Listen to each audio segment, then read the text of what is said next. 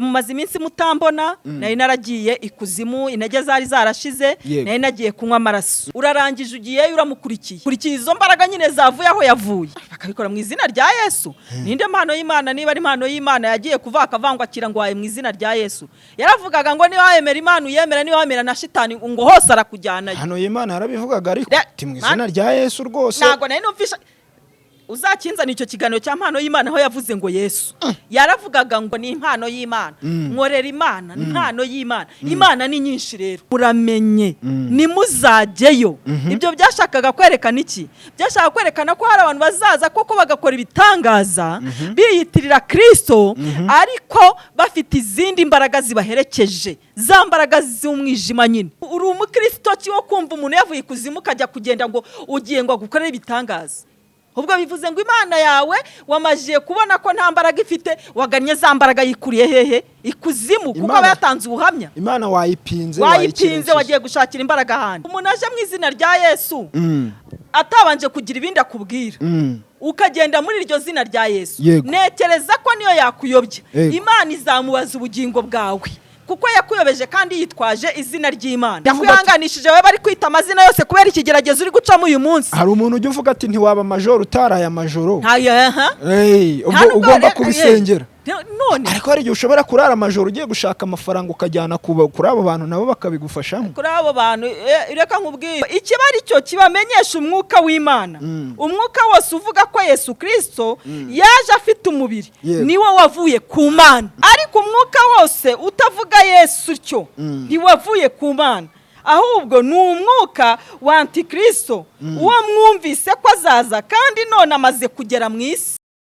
Reka mbaye ikaze mbashimira mwese mudukurikiye hano kuri Prophet Ezekiel TV wagize neza cyane gukora subscribe ukora like unasharing ibiganiro byacu biba bigiye bitandukanye byiganjemo ijambo ry'Imana nge nk'ibisanzwe nitwa Depiwa reka nizere ko umeze neza cyane aho herereye hose simpema kuvuga ngo Imana ijye gufasha aho herereye hose wowe ubudukurikira wumva ururimi rw'ikinyarwanda wowe ubudukurikira uherereye ku migabane itandukanye y'isi twizera ko uba umeze neza cyane niba utameze neza twakubwira ngo gira kwihangana gira kwizera Imana ibizi byawe ibiri kukubaho ntago aba ari imperuka ibi biraba ariko biba bigutegurira ibyiza nkuko mubibona rero twagarutse n'umutumirwa wacu musanzwe mumenyereye n'umusangwa ntago ari umushyitsi sanzwe atugezaho ibyanditswe byera ibyo kurya by'umwuka muramubona umeze neza mbere ya byose meze neza urashima Imana ndashima Imana buri gihe uhora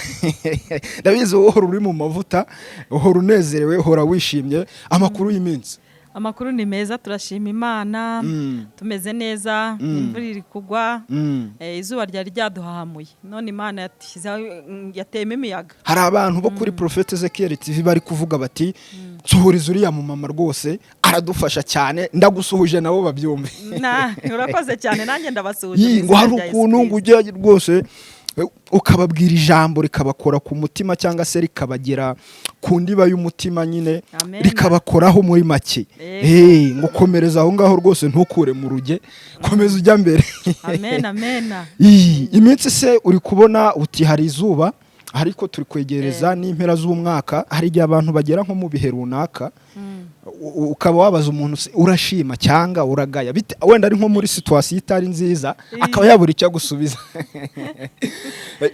hari abantu bibaho akavuga ati subu ndashimira iki ndashima mfite iki bimeze bite ugasanga mbese yihebye byari bikwiye ko umuntu yiheba ku bantu bamenye Imana ntago bikwiye ko wakwiheba ariko nanone utaramenya Imana wihebye ntago twabikugayira ariko abagomba kumenya Imana uwo muntu bene uwo ngo umuntu abamushishikariza niba yihebye koko akabona nta butabazi akabona nta hirya nta hino nta hepfo nta ruguru niyerekeze ku Mana naho ageragerezeyo rega naze no ku Mana testing arebe hari abantu kwizera rero biba bigoye cyane ugasanga nta cyizere yifitiye ibyarimo byose ugasanga ahubwo wenda ashyize imbere imbaraga ziwe cyangwa se akaba ari izindi mbaraga yizera cyangwa akagira abandi bantu yizereramo imbaraga batari Imana abo bantu bo wababwira iki abo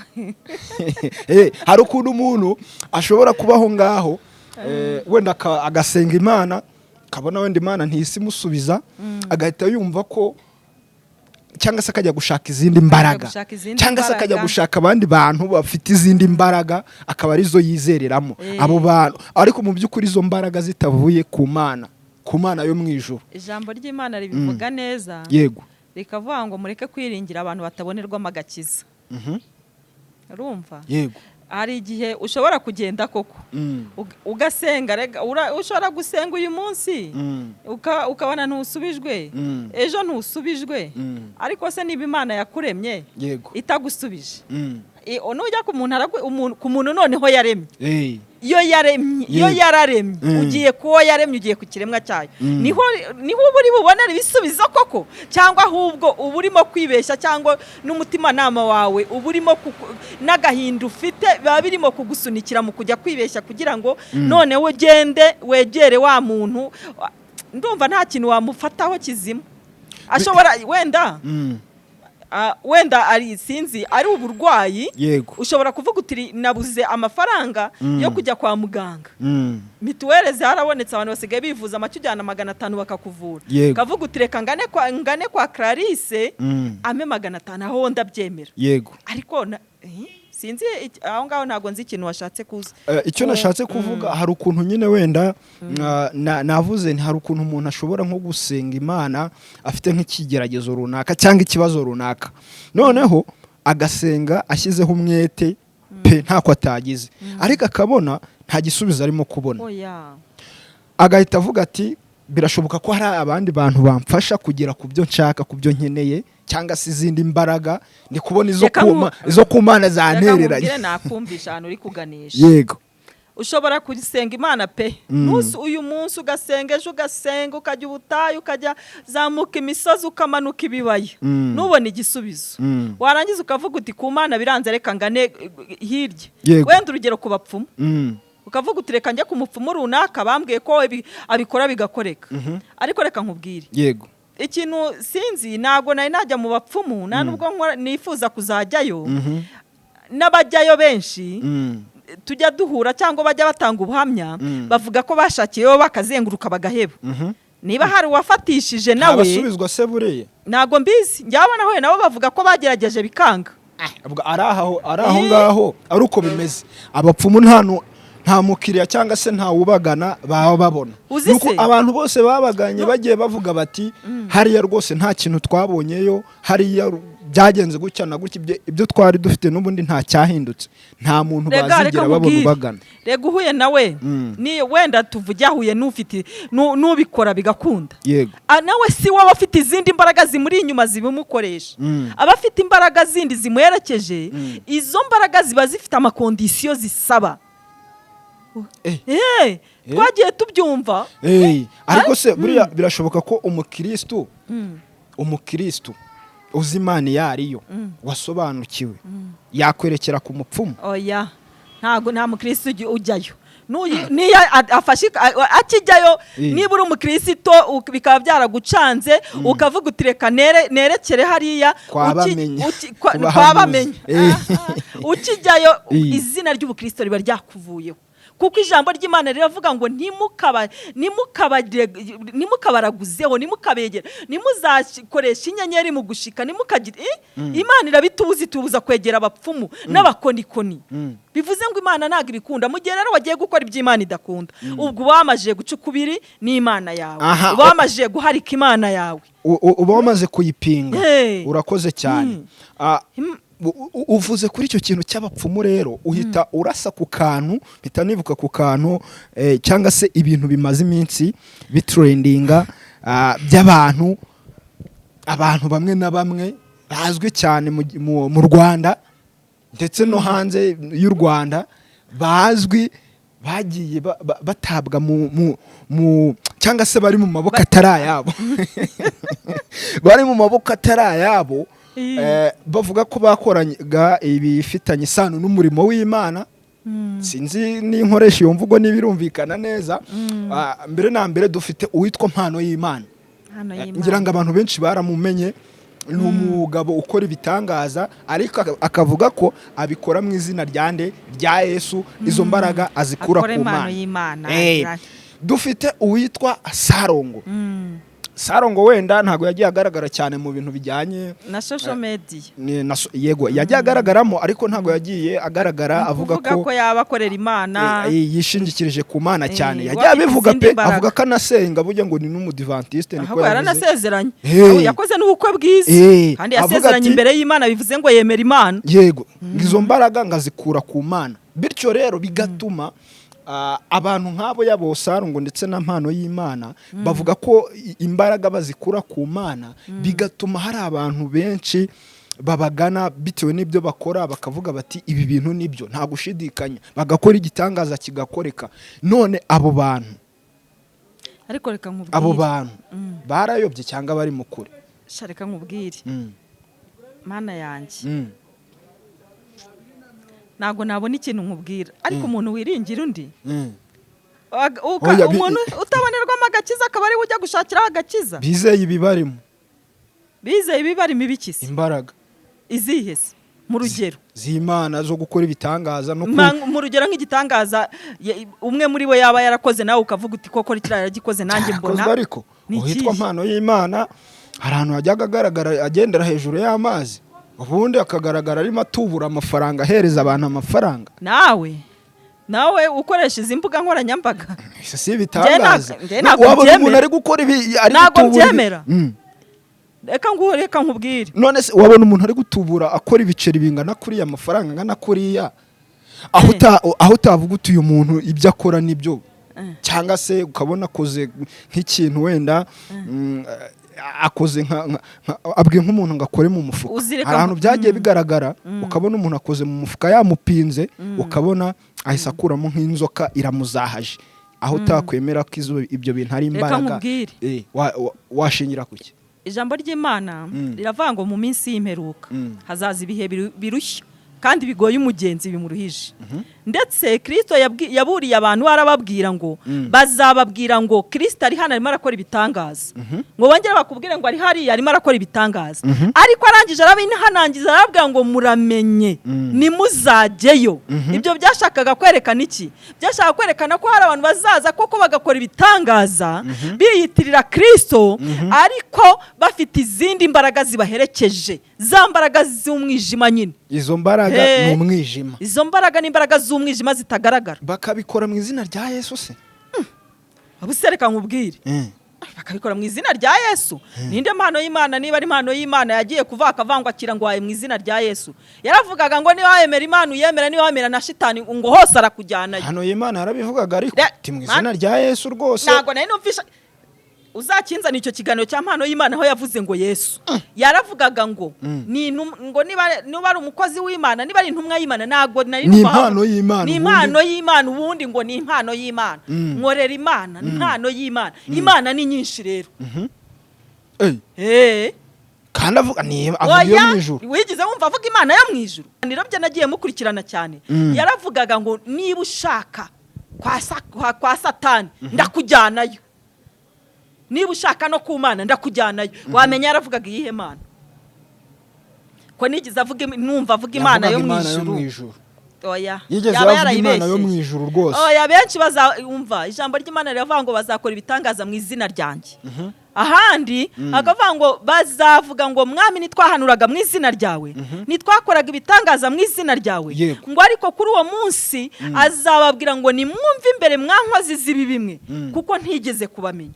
Wenda ako kantu reka tube tukirengagije, turaza kukagarukaho mu kanya gatoya.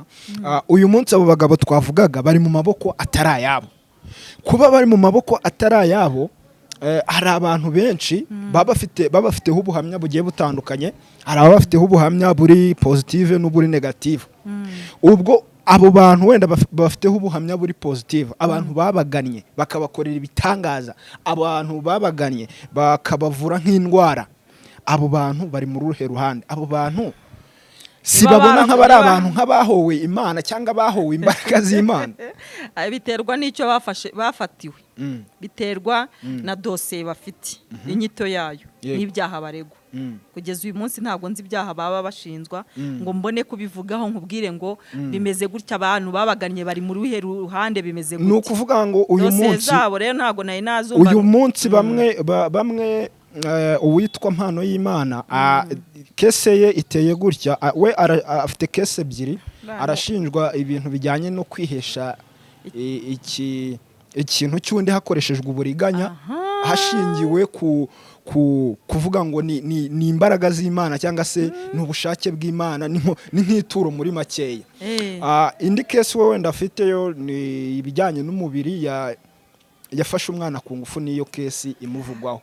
Uyu munsi Sarongo nawe afite icyaha gifitanye isano n'icyo ngicyo icya mbere nari mvuze, cyo kwihesha ikintu kindi hakoreshejwe uburiganya cyangwa se ibintu bijyanye no kwishingikiriza Imana. None abantu wenda bari abantu bafashije bombi, ntago ubungu kumva ngo bari mu maboko atari ayabo, ntago bari abantu bahita bavuga bati aba bantu bahowe Imana nshingiye kubyo aba bantu bankoreye nkasubizwa mfite ikibazo. Ahubwo umpaye igisubizo, nawe ikintu ndi bugusubize numvaga byo yanyobeye. Ahubwo umuntu yihesha ikintu cy'undi kandi afite imbaraga zo kukimuha gute? Impano y'Imana niba ashinzwa kuba yarihesheje ikintu cy'undi kandi afite imbaraga, najyaga numva ngo afite amataje, afite ibiki kandi ari ubyivugira. Ubwo buriganya bwamuteye bwo kujya kwihesha ikintu cy'undi kandi ari urema amafaranga, nduzi ko ari we wayaremaga, ashobora kuba yagura buri kimwe akiha buri kimwe. Ibyo ni ahubwo ibyo birahita biguha igisubizo ko ibyo yakoraga byari amanyanga. Reka tuze kuri Sarongo wenda. Sarongo we ntabwo tugeze tubona akora amafaranga, ariko Mpano y'Imana we yarayakoraga. Aho ngaho hariho abantu benshi bari kuvuga bati ese umuntu wari ufite ububasha bwo gukora amafaranga ameze kuriya cyangwa se kuba yagira amafaranga ameze kuriya, ariko benshi bari no kwibaza ari amafaranga abayatunze cyangwa abayahawe yemewe n'amategeko. Ni haza umuntu akambwira ngo nge yarayampaye. Abantu mudukurikira muri kino kiganiro yarayatuburaga, ariko tubireba bantu mudukurikiye, niba hari uwo yahaye amafaranga koko akayabona akayajyana, niyandike muri komenti cyangwa se haba hariho nimero nyandikire avuga ati nge yarayampaye amafaranga, kuko ngiye kugeza kuri uno munsi ntago ndi kwemeranya n'umunyamakuru turi kumwe hano ko yakoraga amafaranga. Nge ntago birana ubutubuzi, n'ubutubuzi ukajya hari ugafata inoti imwe ukayishyiramo nawe kweditinga se niki kutizera nawe ra yabura n'ubutubuzi. Ntago nizera imbaraga z'umwana w'umuntu, nizera imbaraga z'Imana yo mu gihugu cyo mwijuru. Ariko hari aho wigeze kutubwira uti ibyo ntibizabura kubaho, bazanabikora bavuge bati ni imbaraga cyangwa se ni mu izina rya Yesu ashobora gukiza. Ibyo ndabyemera. None ashobora gusengera umuntu agakira bitewe n'izo mbaraga afite zindi, kuko na Kristo yarabivuze. Haravuga ngo bazakora ibitangaza mu izina ryanjye, bazakiza abantu mu izina ryanjye. Ariko asoza avuga ngo ku munsi azaciraho abantu urubanza ngo bazaza bamubwira imirimo bakoze yose, ababwire ngo sinigeze kubamenya. Tekereza kuba wahagararaga hano ugasengera abantu bagakira, tekereza kuba wabwirizaga abantu 150 bagakizwa, tekereza kuba wakoraga ibitangaza byose uvuga ngo mu izina rya Yesu. Ariko kuri wa munsi Kristo ubwo akazavuga ngo sinigeze kugira gute kukumenya, mvi ruhanda akakwirukana. Bivuze ngo warabikoze, ariko nubwo witwazaga izina rye wari ufite izindi mbaraga ziri muri wowe zikora ibyo bintu, kandi ibyo nibyo byeze mu bantu b'abakozi b'Imana muri ino minsi. Izo mbaraga ni izihe rero? Imbaraga z'umwijima nyine, imbaraga z'umwijima. Aho ni waba ushatse kuvuga ko ntiwaba ushatse kuvuga ko imbaraga z'umwijima zaganje imbaraga z'umucyo? Oya, uzi ukuntu Imana yagize ureka kubwira uzi Imana ukuntu yagize yabwira Eliya. Yabwiye Eliya ngo ndacyafite 7,000 bitarapfukamira Bayali. Ariko ibyo ni ibintu dusanzwe twumva kenshi cyane, buri munsi tujya mu materaniro ugasanga kubera yuko muri no minsi abantu aho kugira urukundo inda yasumbye urukundo n'impuhwe urumva kuri uno munsi umuntu araza akica hano kuri mikoro atagambiriye kubaka sosiyete nyarwanda atagambiriye kubaka imitima y'abakristo atagambiriye gukomeza amaboko y'abatenebutse ahubwo akaza akicaraho wagamije indamu z'indayi nimpemuke ndamuke mvuga ibyo nshaka mbereke mbatuburire mbereke ko nkora ibitangaza baze bampa amafaranga ubundi birangire abantu bamaje kuba bampemuke ndamuke ariko ari ikintu ntarimo kwemeranya nawe kuko bari abantu bafite imbaraga zaba iz'umwijima zaba iz'umucyo imbaraga zo barazifite umva kubera ko sinari najyayo nakubwiye ngo nta nurajyayo ngo azambwire ngo ibyo nakubwiye ko koko bashobora nge ndavuga ngo bashobora ariko simbihamye kuko na Kristo yabiciyemo amarenga akabivuga bashobora kuba bazifite ariko ngewe ntabyo nemera kuko nta nibyo ndabona Sarongo sindabona umuntu ujya harangwa avuge ngo ngewe nari mpfuye hari umuntu watanze ubuhamya ariko ejo bundi yagiye ku rukiko aravuga ati yanzuriye umwana yaramuzuye umwana we rwose yari amaze igihe cyangwa se yari ari mu bagenda ameze nk'uwapfuye birashoboka ko yabikora nakubwiye ngo birashoboka ko yabikora ariko yitwaje izindi mbaraga iyo ubikora rero witwaje izindi mbaraga ubifite inyungu zawe bwite ushaka nka Sarongo nta nubwo namuvugaho cyane kuko we ni umuvuzi aravuga ati ngenda avura abantu urumva ntago yitwikira izina ry'Imana ngo avuge ngo ndasengera abantu bagacyandagira gute wafite izindi mbaraga nabo giye mbona n'abanyamakuru bajyayo akagira gute akabyerekana uburyo akora uburyo agira gute none ahangaha ndashaka kuvuga ku bantu biyitirira izina ry'Imana barikoresha ibyo bitangaza byabo ni ukuvuga ngo iby'imbaraga zo ndakeka tutabishidikanyaho kuko zihari ko na kera yo ukurikiranya amateka y'ibintu bya kera bya gakondo ibintu byinshi na Elisa aho bamushyinguye abantu baragiye ngo bagiye gushyingura umuntu wari wapfuye bagezeyo bikanze wa murambo bawukubita hasi wikubita kumva ya Elisa uwo mwanya wari upfuye arazuka bakurikirana we yiruka bitangaza byahozeho ahubwo ibitangaza byahoze ahubwo muri no minsi byabaye byinshi aho ngaho rero umuntu udukurikiye niba yarebaga bari abagabo nta reka twere kubacira urubanza kuko ntabwo turamenya imbaraga bakoresha izarizo uwabareba akababona akabizereramo akumva ko bashoboye hakaza abandi bavuga bati bari abantu ntago bashoboye ubwo uwo muntu ubizereramo azajya mu kihe cyiciro we nukuvuga ngo we hazagufata nk'umupinzi nk'umuntu upinga kuko hari n'abantu byagiye bigaragara ko bapinga bakabakoreraho ibimenyetso cyangwa ibitangaza bikarangira bahavuye biyemerera bitewe nuko bahuye n'izo mbaraga zabo nakubwiye ngo izo mbaraga z'umwijima zirahari ariko ntago ari imbaraga z'Imana imbaraga z'Imana zirahari imbaraga z'umwijima wabo nazo zirahari ntibakajya biyitirira Imana nibakora ikintu bajya avuga ati nge ndagikora ariko muri iri zina berura amazina berura umwami bakorera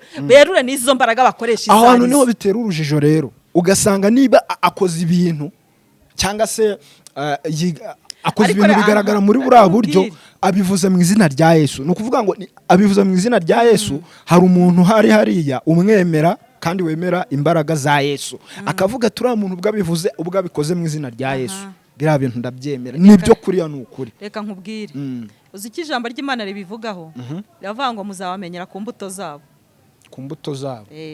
kubera imbuto n'ubundi nziza muzabamenyera ku mbuto zabo niba amano y'Imana nonaha yarajyaga njye nakubwiye ko namurebyeho yarajyaga gukora ibyo bitangaza by'akavuga ngo ariko reka nkubwira umuntu agiye gukora ibitangaza arakubwiye ngo ngiye ngo nywa amaraso ngo n'inyama niba ari iki ngo nywa veruje kubera ko ibisa n'amaraso arakubwiye ngo atunzwe n'ubwonko bw'abana uwo muntu yarangiza yavuga Kristo we wabyemera uri umuntu muzima ufite ubwenge wabyemera da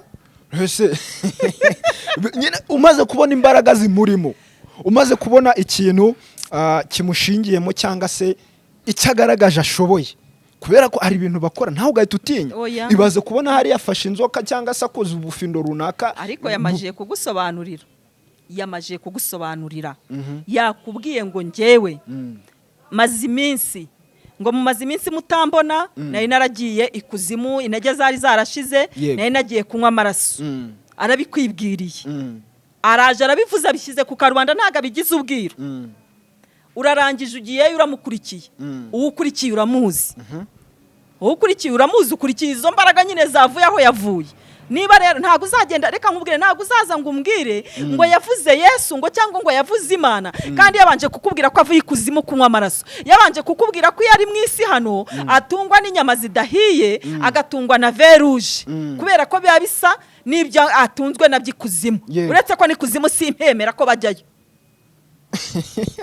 kumenya uzemera ubonye aharira aya nabyo simbyemera ko bajyayo ubanza uzemera ubyiboneye oya ntago bikujyamo ntago bimfata umuntu naba aje akitangira ubwo buhamya akavuga ati mwari mumaze iminsi 2-3 mwarambuze nari naragiye ikuzimu imbaraga zari zimajije gushira umuntu niba kubwiye ngo nge narapfuye bamamba ahangaha njya byumva niba koko atari ubutubuzi ngo none murandeba wowe uri umukristo cyo kumva umuntu yavuye ikuzimu kajya kugenda ngo ugiye ngo gukorera ibitangaza ubwo bivuze ngo Imana yawe wamajiye kubona ko nta mbaraga ifite waganye za mbaraga yikuriye hehe ikuzimu kuko bayatanze ubuhamya Imana wayipinze wagiye gushakira imbaraga ahandi ariko wenda tugaruke dushyira umucyo kuri icyo kintu hari ukuntu wenda no mu buzima busanzwe butari ibyo ngibyo turi kuvuga mu buryo bwo gusenga ushobora kugenda wenda ukavuga uti ukagana abantu uti munsengere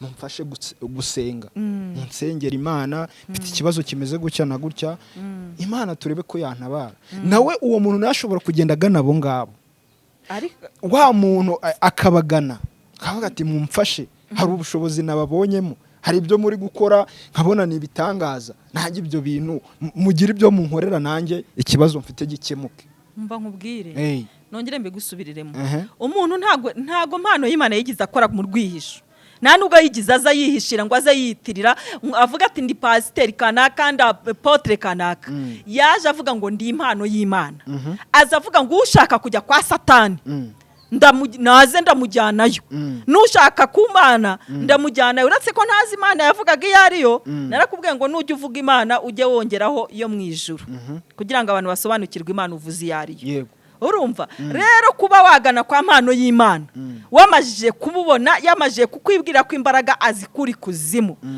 akakubwira ko yari mu isi hari ryageraho ayo imbaraga zikamushirana ubwo usanze uramuzi ibyo ugiye muranabizi ntuzitwaze ngo nibyo nakubwiye ntuzitwaze ngo yavuze Imana ntuzitwaze ngo yavuze Yesu kuko mbere yo kubivuga hari ikindi yabanje kuvuga kugira ngo uhumuke wanga guhumuka komeza ubuhumyi bwawe genda gukora nta n'urubanza nge muciro kuko yabikoze abikora ku mugaragaro kandi aba yabivuze birashoboka ko ari nako nawe abyizera cyane rwose genda warakubwira ati nge nizera Satani nuza kwa Satani ndakujyanayo nimpaguruka nkajyayo rero ubwo nanjye nzaba nemeye ko Satani arusha Imana iki imbaraga ariko se ko tuzi ko ubutumwa bwageze kure wenda ibyo bintu abantu babyizereragamo cyane ko ari ibintu byari ibya gakondo ariko nubwo gakondo nabwo hari indi migenzo abantu bakoraga abandi bakayifata nk'iya gipagane ariko nabo bari bazi ko hari Imana bari bazi ko hari Imana isumba byose cyangwa se Imana yo mu ijuru kuki bijya kugera aho ngaho ubutumwa bwageze kure bwageze ku bantu benshi ni ukuvuga ngo abantu bose bwagezeho ntabwo basobanukiwe bituma abantu babuhindura cyangwa se babwinjirira barabutubura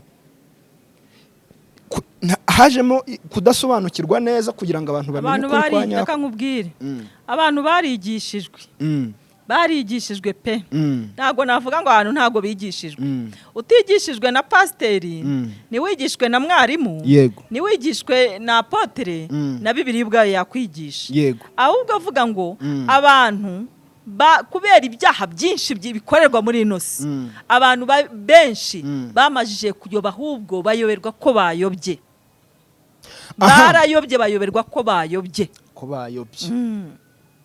ntago kugira ngo bazatandukanye umwijima n'umucyo ntibishoboka kuko bamajije gutwarwa n'ibitangaza ni ukuvuga ngo ndagira ngo njyewe mbarize nk'umuntu noneho uri nko mu cyitwa dayirema cyangwa se urungabangabo umuntu akaba yibaza ati njyewe nzasobanukirwa nte, njyewe nzabimenya nte, nzamenya ko ibi bintu biri gukorwa mu izina rya Yesu cyangwa se mu izina ry'izindi mbaraga gute, nzamenya ko ibi bintu ari umwuka w'Imana uri kubikora gute, kugira ngo usubize uno muntu, umuntu ufite ikibazo kimeze gutyo azabimenya ate, azamenya ate ko zirambaraga hari zavuye ku Mana cyangwa se ku mwuka wera, azamenya ate ko biriya bimenyetso cyangwa biriya bikozwe, biriya bitangaza bigaragaye hariya bivuye ku mwuka utari umwuka wera. Reka nkubwire, ngiye kubanza kukubwira nindangiza ngusubirishe na Bibiliya. Yego.